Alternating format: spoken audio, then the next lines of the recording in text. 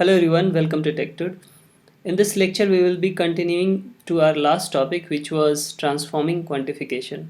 Okay, so we have already learned how to transform one quantification into another. That is, if we have there exist, how we can change it to for all. That is how we can change existential quantifier to universal quantifier. Okay, so in this lecture, we will solve some problem around it to understand it well.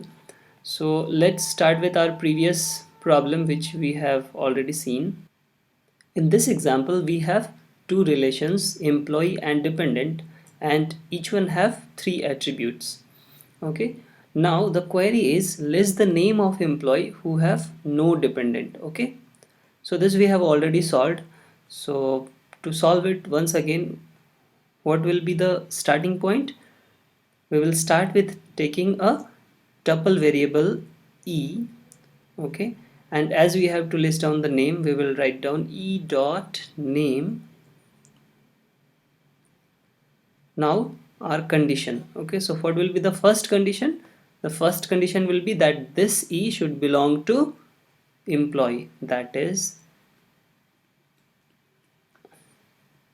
employee e,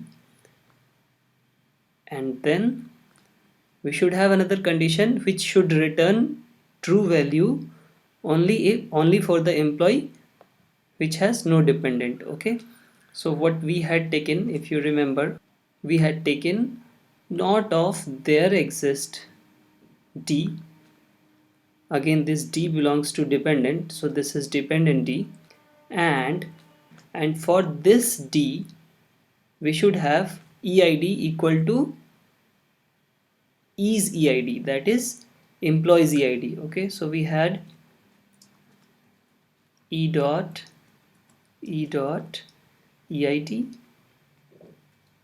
equal to d dot eid, right? Right.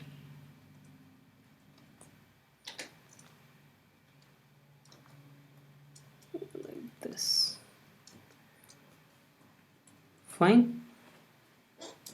So here we have there exist quantifier, right?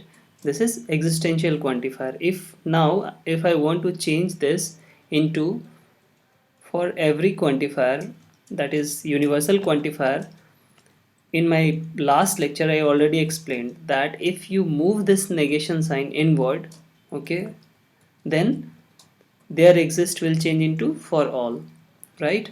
So let's do this.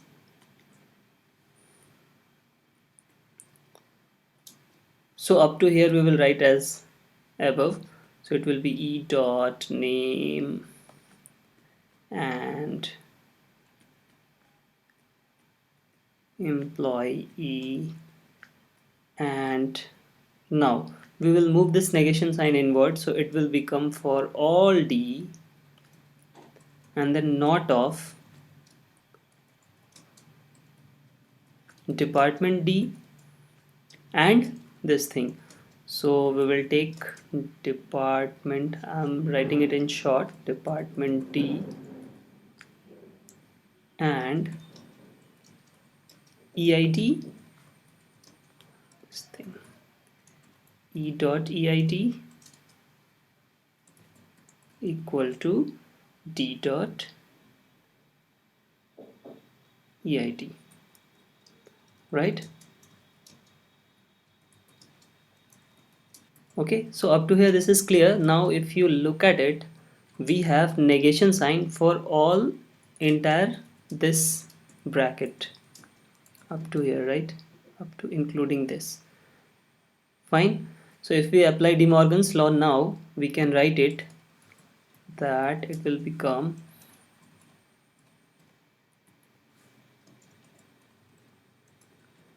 e dot name and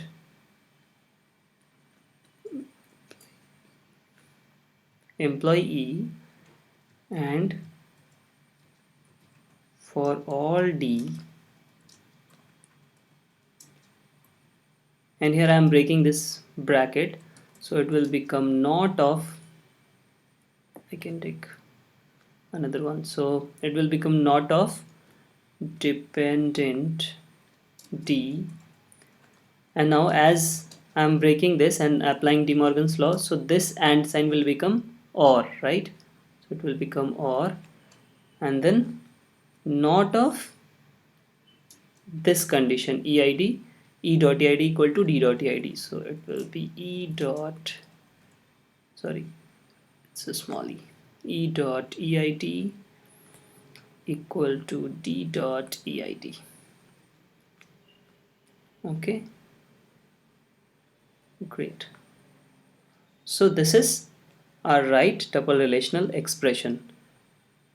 So look at it, you have changed there exists quantifier to universal quantifier, okay, and it is resulting the same tuple, that is it will give us the same result as it was giving with existential quantifier.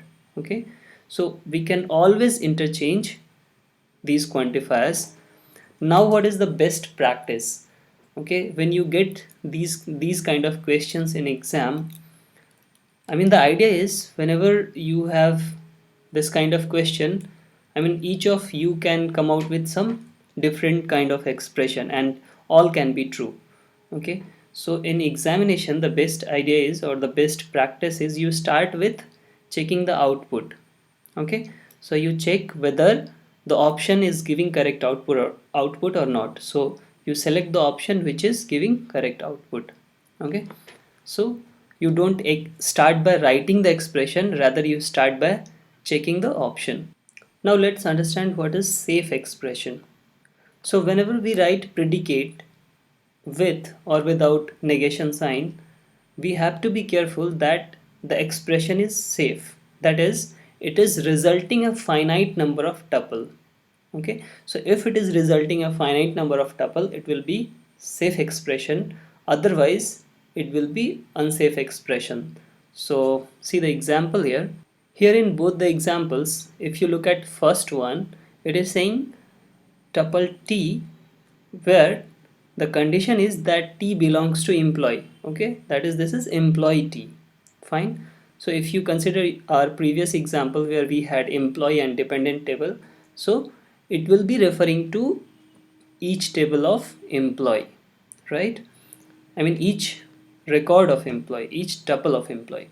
But here if you see, it is saying T where not employee T, means T does not belong to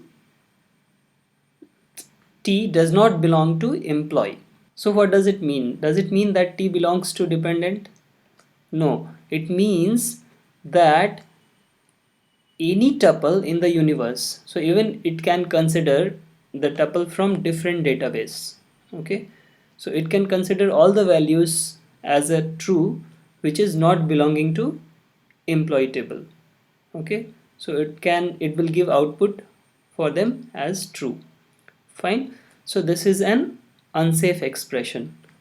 Okay, because we have infinite number of output here, so this is unsafe.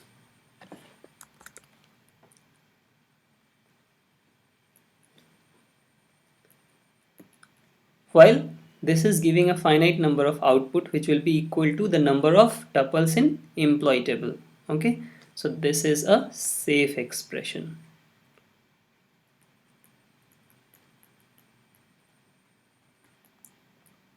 Okay, so I hope this is clear now. In the next lecture we will be solving few more problems on tuple relational calculus, and then we will move forward to domain relational calculus. Okay, so see you in the next lecture. Thanks for watching. If you like this video and you want us to create more such videos, please don't hesitate to like, share and subscribe to TechTud.